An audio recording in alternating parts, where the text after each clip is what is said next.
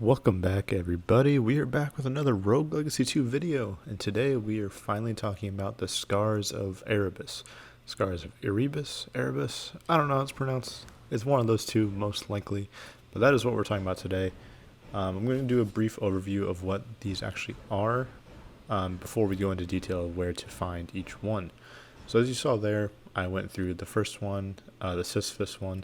This is kind of like a tutorial scar. It gives some background. I'm not going to go over all of the dialogue that's being said, but it's kind of just describing what the scars are and how they work. And on the note of what scars are, if you have no idea what is even remotely going on, definitely go watch my last video about New Game Plus, because you need the Drift House unlocked to even get these scars. So definitely go watch that video. Highly recommend it. No bias at all in that statement. Now that we got all that out of the way, just to kind of describe what the Scars of Erebus actually are, in a way, they're kind of like challenges. So each one is a different challenge, and you can be awarded trophies from bronze to gold, depending on how well you do in the challenges.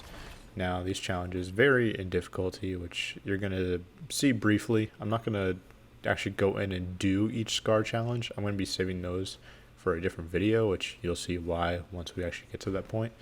But the first thing you're going to have to do is you're going to have to go find all of the scars. You have to actually find the scars in the castle before you can actually do them. So that's what we're going to shift to. We're going to be focusing on actually finding all of the scars. So if you go back to the Drift House and talk to this guy on the left here, and you can hover over the other scars, and you can see there's kind of hints in the blue text. That blue text is very key in actually figuring out where the scars are in the castle. Now we're going to use all these hints, and we are going to go get these things in order from top to bottom. We're going to go find all of these scars. So let's go find the first one. Now for this very first one, it's definitely easiest if you have the Ranger class. You guys have probably seen this before, and you're probably wondering what the hell this red thing is at the beginning of the castle, and I'm going to show you. Now, important note, ignore the fact that my character is all black. That is a bug. Thankfully, Spy Dog has fixed that. That's why you kind of see me hesitating here.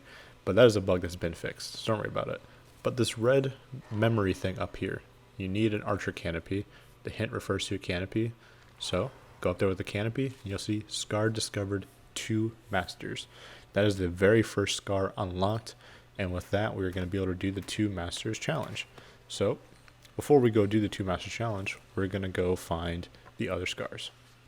Alright, so for the scar that references an ocular room, it's referencing this room in the study here.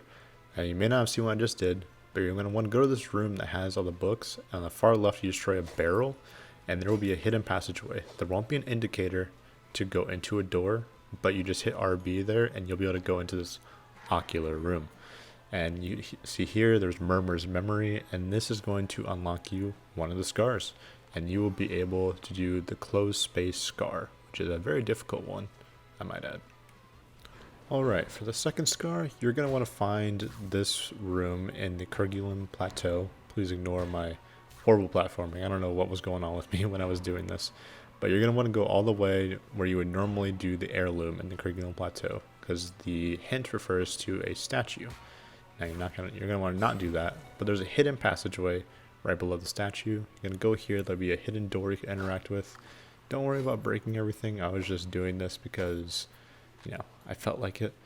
If you interact with these journals, there's like a little bit of lore, not anything too interesting. It's just kind of vague statements about maps being strewn about, stuff like that.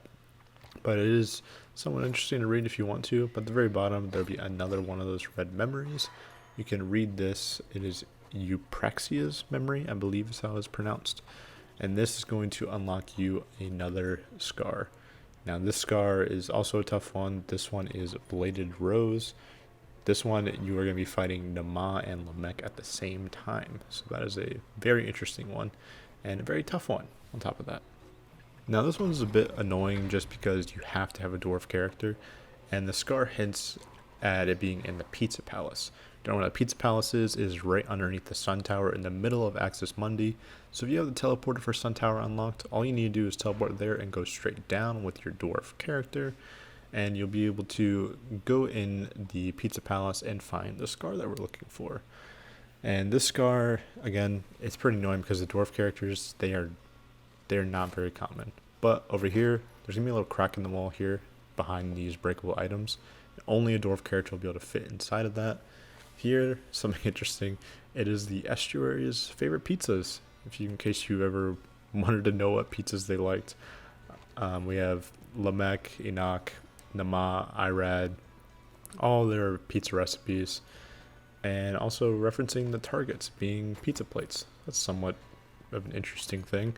I guess all the targets that we see are actually pizza plates. And here we have Demetrius's memory.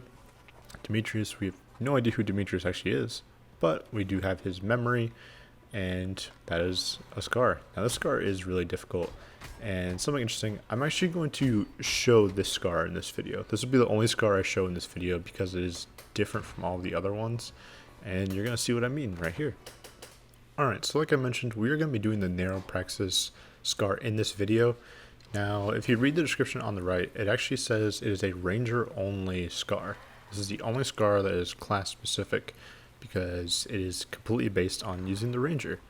Now, me personally, I'm stubborn. I use controller. I've never really been big on keyboard mouse when playing games on PC. As you can see here, my aim was horrible. The thing is you can't really die on this one, not like the other scars, but you need to destroy every single target, which, you know, is hard enough with the aiming. But in order to get the gold trophy, you need to do it in under 25 seconds. Now here we're watching me. I am currently at 35 seconds and counting, and I'm barely halfway through the challenge. You'll see I'm really nowhere near done with the challenge. I'm not going to show you every single attempt that I did. I just want to show you my very first attempt at this. You can see how badly I did. And then we're going to skip and see the attempt where I actually do it in 25 seconds or less.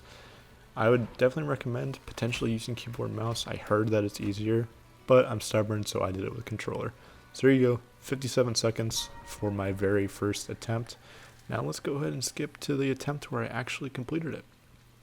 Now, one quick thing I want to note is that you can restart the scar in the pause menu. So if you know you're going to mess up, you don't have to back all the way out. You can just straight up restart the scar mission.